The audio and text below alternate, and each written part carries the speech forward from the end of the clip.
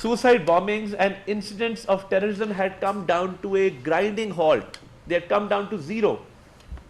But Mr. Taliban Khan comes back, and because he's always been a Taliban sympathizer, he brings them back and makes them settled in these areas. Now KP is fighting a war against terrorism, and the Chief Minister is not interested. He's not interested at all in education, in health, in social sectors, in maintaining law and order. 50 people have died in Kuram, and you have people besieging the capital from the same province. The same police force which is supposed to be maintaining law and order in that province is besieging the capital. There's no justification for that.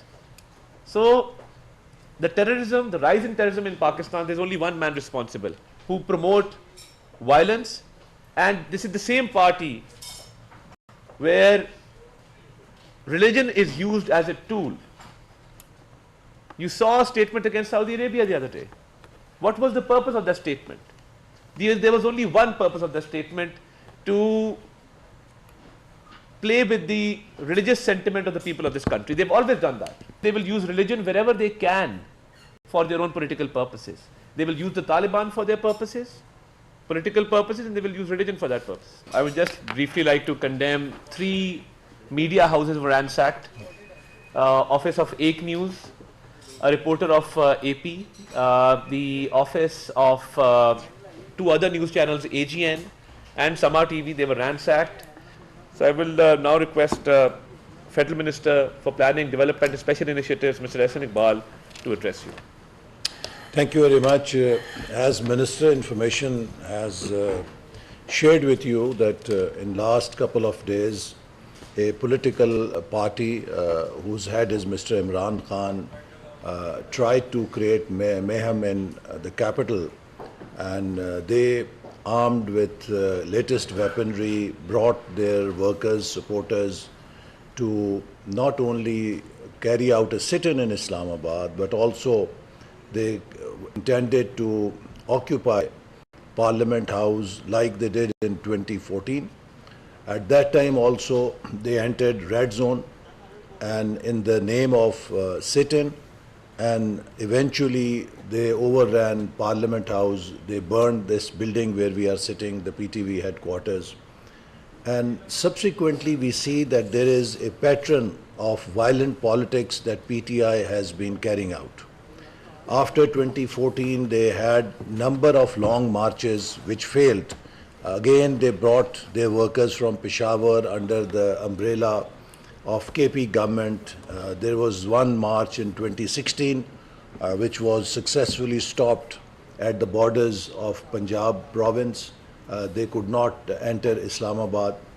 But later on, they have carried out number of incidents of violence. For example, in Islamabad, when Mr. Imran Khan was appearing for hearing, they virtually overtook judicial complex, and they carried out worst kind of violence against security forces. In Lahore, when court orders were delivered to them for appearance before the court, PTI workers armed and also very extremist kind of people from KP who had joined their ranks. They threw petrol bombs on police, as a result of which number of policemen were seriously injured, including one of our senior officials who is heading the Islamabad police. He almost lost his eye. So there is a pattern, and this pattern culminated at the peak point on 9th May in the shape of attacks on Pakistan's key military installations. They attacked general headquarters of army, they attacked the corps commanders' residence in Lahore, they virtually burnt the house, they attacked military bases, air force bases, intelligence headquarters, they attacked the monuments of our martyrs. So violence was carried out against military installations at a level which was never seen before, and I think no democratic country, whether it is USA or UK or any European democracy, no democracy would allow any group in the name of freedom of expression or action such activities where groups could, attack their military installations and vital state institutions. So this is a history, and in this history they again wanted to carry out the same saga in Islamabad. As you are aware that when Pakistan hosted Shanghai Cooperation Organization Summit this year, at that time also they wanted to disrupt the SCO Summit, which was the highest event Pakistan was hosting in almost 2 decades. But fortunately that attempt was also foiled and they could not be successful in their designs. This time again with lot of preparation and using the cover of KP government, by using the funds of the government, by using the machinery of the government, by using the official or the government employees, they attacked Islamabad. Now, what I would like to share with you and what Minister Information has said, that we must analyze what was their demand. Their demand was that Mr. Imran Khan should be released by the government. Now, I want to make it very clear, Mr. Imran Khan is not a political prisoner. He is facing serious charges of corruption. He is facing charges under which no politician in USA or Europe would be allowed to go scot-free because he or she happened to be holder of a big office, or any celebrity because he or she is a celebrity would be considered above law. So he has to provide answers and he has to provide evidence that he has not done anything wrong. Instead of doing that, they are evasive of the trial. Their lawyers are busy trying to delay the trial, just as they did in the foreign funding case, when his party was found guilty of getting funding from abroad against the laws of the land, and when this proceeding started in Election Commission, they delayed these proceedings for 6-7 years. The second case he faces is even serious. 190 million pounds were returned by National Crime Agency of UK to Pakistan when they confiscated this amount from a Pakistani national who could not justify that money in London and had been found guilty of money laundering crime. According to the international conventions and law, UK government handed this money back to government of Pakistan. Instead of depositing this 190 million pounds in the state exchequer, Mr. Imran Khan, in collusion with one of his financiers, who was his political financiers, Mr. Malik Riaz, he gave UK authorities the direction that this money be deposited in an account opened by Supreme Court for Mr. Malik Riaz to deposit his fine money for the fine that Supreme Court had imposed him. So actually what Mr. Imran Khan did, he converted that money that had been confiscated in London into white money for this financier of his, and he stole 190 million pounds from Pakistan's treasury. Besides that, he is facing charges for inciting 9th May violence. That is again a major crime. Look what happened in UK when recently there were racial riots, or before that there was arson on the streets of London. How did the UK judicial system act? In 24 hours they punished all the culprits so that those crimes do not happen again.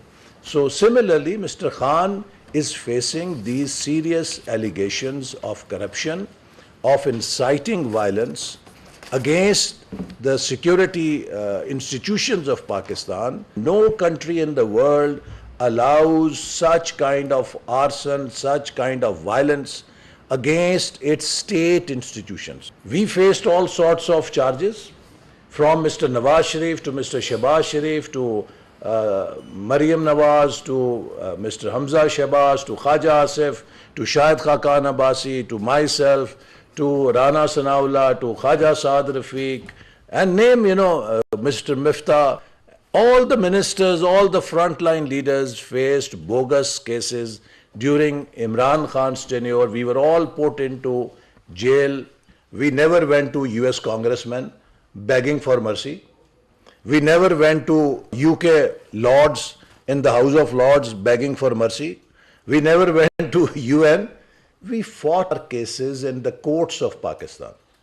And we would like an early conclusion of those cases, because if the cases were concluded, we knew that the reality or the truth will come out. We were not evasive of the trials. But Mr. Khan, instead of contesting his cases in the courts, chooses to create a hue and cry. It is the judiciary of Pakistan that has to decide his cases. But by just, portraying as if he is being victim, he's trying to somehow create a pressure where he gets maybe an NRO. What he used to allege us that we are asking for NRO, maybe he's asking now himself for an NRO that he may be pardoned. So in the end, I would say that it must be very clear to our international audience that there is no victimization against Mr. Imran Khan. He is not a political prisoner. He is facing serious charges on the basis of which no politician, no public office holder, or no celebrity in Western world will be allowed to go scot-free. Can you please elaborate the details that how the security forces dispersed the protesters? Like what was their methodology? Like did they use tear gas? Did they use baton or whatever? It is coming out of the spin factory of PTI media cell in order to divert attention from the humiliation they faced, from the tall claims their leaders were making that we will sit here till Mr. Imran Khan is released, from the embarrassment that the spouse of Mr. Imran Khan and the chief minister of KP fled from the scene, leaving their workers, at the mercy of the security forces to pick them up and arrest them. And this is what they have done all along. They have used their workers as a fodder for their political ambitions, for their political designs. The internal rift within the party, you saw that major leaders were missing from this protest. We saw Atif Khan was not there, Tarar and Ahsan was not there, Asad Kaisar was not there, Hamad Azhar was not there, the Secretary Information Sheikh Waqas Akram was nowhere. So basically, the rift between Alima Khan and Bushra Bibi, this is the first time that they've come so far, because Bushra Bibi wanted to stage an internal coup within the party. Government confirm us at this moment, were there any civilian deaths among the protesters, number one, and if there were, how many were there and how did that happen? The health department has issued two statements, one from the Polyclinic Hospital and one from the PIMS Hospital, stating that they received no dead bodies. There was a fake list which was circulating on the social media. They have declared that list to be fake. No bodies have been received by any of these people. Yes, PTI was trying to look for bodies here and there. They are in the habit of visiting morgues for that matter. And in the past, we've seen that they've owned funerals of ordinary citizens and putting a flag of PTI on those bodies. This has been done in the past. We're told that the Polyclinic they had brought in 4 dead bodies of civilians with gunshot wounds. How did those people die if it was not as a result of what happened during the course of the protest? Can you explain? Because I know that you've said there's been mistakes in the hospitals. That is contradictory.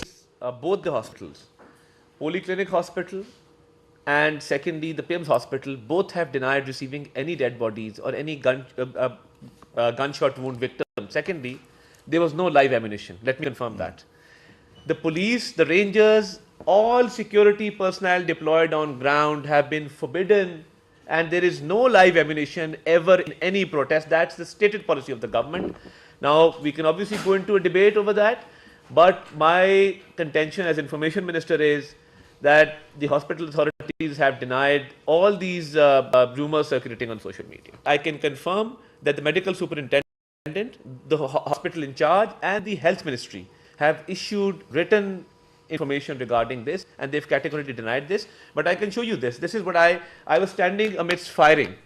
I'll share a video where I'm standing and you can see, you can hear shots being fired, and this is what I collected. This is not what peaceful protesters carry.